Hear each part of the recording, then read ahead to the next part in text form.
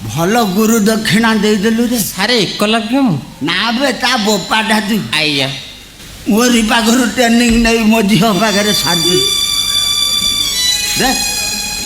ତା ପାଦ ଧୂଳି ଯା ନା ଆପଣ ଗୁରୁଜନ ଲୋକ ପାଦ ଧୂଳି ମୋ ଏରିଆରେ ନେଇ ଚିଞ୍ଚି ଦେବି ଭାଇ। ନା ଗୋଟେ ଅସୁବିଧା ତୋ ଭଳିଆ 10-15 ଯୋଗ୍ୟ ଶିଷ୍ୟ ମୋର ଜନ୍ମ ହେଇଛି। ଆଜ୍ଞା କେଉଁ କାଇଦାରେ କ'ଣ କରିଦେଲି ମୋରି ଭାଡ଼ିରୁ କୁକୁଡ଼ା ଚୋରି କରି ମାରି ଶେଷରେ ମତେ ପର ଧରେଇଦେଲୁ। ବା ଭଲ କରିଦେଲୁ ବାପା। କେତେ ଖୁସି ତମ ଝିଅ ହେଇଗଲା ଦେଖ। ହଁ ବା କମ ବଡ଼ କାମ କରୁଛି ସେ ସେ କ'ଣ ଖୁସି ହଉଛି ଆଉ ତା ମା ସ୍ୱର୍ଗରେ ଥାଇକି ବି ଖିଲିଖିଲି ବସୁଛି।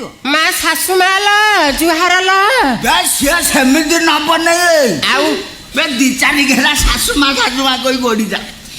ବାପା ଲୋ ତାଙ୍କର କିଛି ଦୋଷ ନାହିଁ।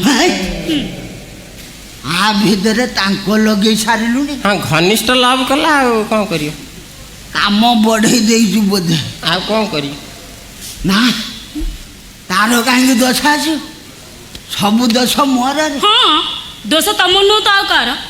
ଧାନ ଆସି ପାଚିଲାଣି ପାତୁ କିଆରି ମାଲିକ ଧାନ କାଟି ତା ଖୋଳାକୁ ନଉନି। ମୁଁ କାଟିବି ନାହିଁ। ଧାନ ଆସି ପାଟି ମଟରେ ମିଶିବାକୁ ଗଲାଣି ସେ ଚିନ୍ତା କଣ କିଆରି ମାଲିକ ମୁଣ୍ଡରେ ଅଛି। ଚଞ୍ଚଳି ରାଗୁଛ କାଇଁ ମୋ ବାପା ଏତେ ଝିଅ ମାନଙ୍କର ମଧ୍ୟସ୍ଥ ଝିଅ ବାହା ଦଉଛ ମୋର କ'ଣ ବାହା ହେବାକୁ ବୟସ ହେଇନି ନା କ'ଣ।